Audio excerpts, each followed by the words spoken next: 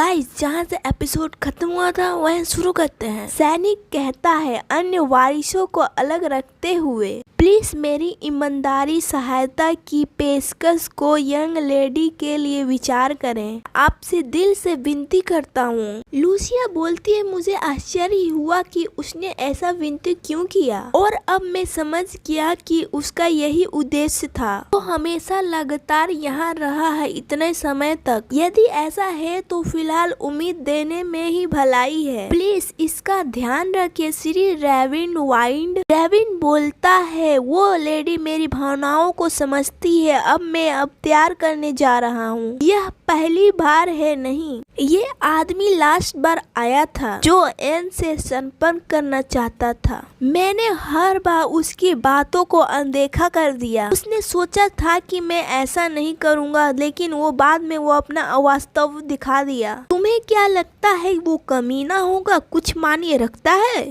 इसमें कोई आश्चर्य नहीं है कि उसके व्यवहार को देखकर कोई भी घृणा कर सकता है। ईमानदारी से कहूँ तो शब्द नहीं बदलते, लेकिन अगर कुछ बदला है तो उस समय का वो मूर्ख मैं अब यहाँ नहीं हूँ। अंतिम परीक्षा जो किसी जानवर के शिकार से सफल होगा, और बस एक ही शर्त है, भूल-भुलैया जंगल में रहने वाले जानवर का शिकार करो और आप लोग सबूत ले आते हैं तो परीक्षा खत्म हो जाएगी और इसके बाद प्रतिभागियों द्वारा उसे ट्रॉफी मिलेगा और अंक दिए जाएंगे। जब ये जानकारी खत्म होगी और परीक्षा शुरू हो जाएगा, सभी लोग को गुड लक। प्रत्यक्ष वन योग्यता द्वारा स्वीकार किया जाएगा। एलेक्स बोलता है, यंग लेडी, मैं हमेशा से आपका बहुत सम्मान करता आया हूँ, लेकिन आज तो मुझे बटलर की मेहनत का एहसास हुआ। एक ऐसे शिशु को युद्ध भूमि में भेजना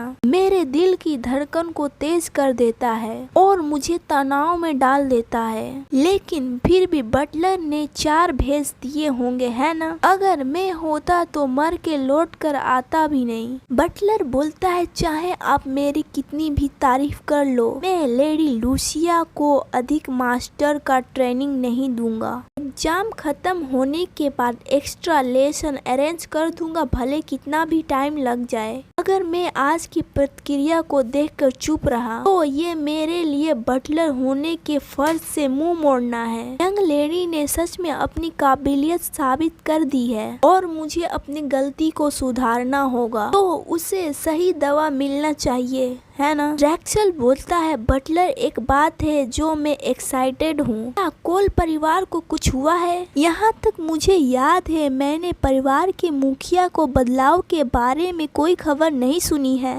लेकिन फिर भी मुझे पता है कि एक व्यक्ति इसमें भाग ले रहा है। बटलर बोलता है, जैसे कि आपको याद होगा, कोल परिवार का मालिक नहीं बदला और परिवार के मुखिया की अचानक तबीयत खराब हो गई और उसकी जगह दूसरा पुत्र एरन कोल समारोह में शामिल होगा। इसलिए वो बेचैनी से इधर उधर घूम रहा है। वो पहले ही कामों में फेल हो चुका है और परिवार में उसकी स्थिति बेहद नाजुक हो गई है। निश्चित रूप से इस मौके का फायदा उठाएगा ड्यूकस और क्राउन्स बीस्ट के साथ अपना रिश्ता मजबूत करेगा। कैप्टन, ये आपके लिए भी चिंता करने वाला विषय है। हमेशा की तरह कोने में ढकेलते हुए और लोगों का संघर्ष और अपने आसपास की हर चीजों को बिगाड़ने की आदत। एडन बोलता है, धत तेरी की अंतिम परीक्षा बाकी है और मैं दिन भर मस्ती करता रहा ताकि ड्यूकस मेरे करीब पहुंच सके, लेकिन उन्होंने मेरी तरफ देखा ही नहीं। आज के लिए मैंने बहुत कुछ गवा दिया, यहाँ तक कि मेरे भाई के खाने में नशीला पदार्थ मिल गया।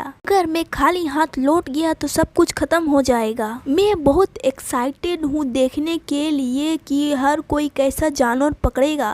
पहला आदमी बोलता है, परीक्षा का नियम यह नहीं है कि कौन जल्दी पकड़ता है, बल्कि यह है कि कौन शक्तिशाली जानवर पकड़ता है ना? हालांकि यह रोबल परिवार में फैली हुई एक प्रथा है। यह एक ऐतिहासिक है जिसे कभी खंडित नहीं किया जा सकता। जो वासी अपने पीढ़ी का सबसे शक्तिशाली दानव पकड़ता है, वह रोलबेला का स्वामी बनेगा। कुछ साल पहले आपने लगभग मध्यम खतरनाक दानवों जुल्मों का शिकार किया था। लेकिन कौन जानता है, शायद एक वंश संतान अन्य वारिसों के पीछे छोड़ दे और खेल में एक नया बदलाव ला दे। रुको, अगर मैं इसका उपयोग अपने लाभ के लिए करूँ तो ये और बड़ा शौक पैदा कर सकता है। मुझे लगता है मैं समझ गया कि उसने वो विकल्प क्यों चुना। यह पूरी तरह से बकवास है। एडोन बोलता है, किसी ऐसे बच्चे की तुलना करना जो समाज से है ही नहीं और इसकी हिम्मत करना, तुम कौन हो? वो बोलता है, कोल परिवार का एडन आपकी सेवा में हाजिर है। एक हलचल से आपको परेशानी हो सकती है, इसलिए मैं रोकने आया हूँ और आपकी शांति में दोष डालने के लिए मुझे माफ करें। वो बोलता है, बहुत अच्छा एडन कोल, और मुझे एक सवाल है। जिसने आपने एक बच्चा कहा, वो व्यक्ति है, इसके बारे में मैं सोच रहा हूँ। हाँ महाराज, काले बाल वाली। किसकी हिम्मत हुई बिना अपनी जगह जाने उस भिखारी की तुलना करना यंग लेडी मेरिकल से करने की? जैसे काऊ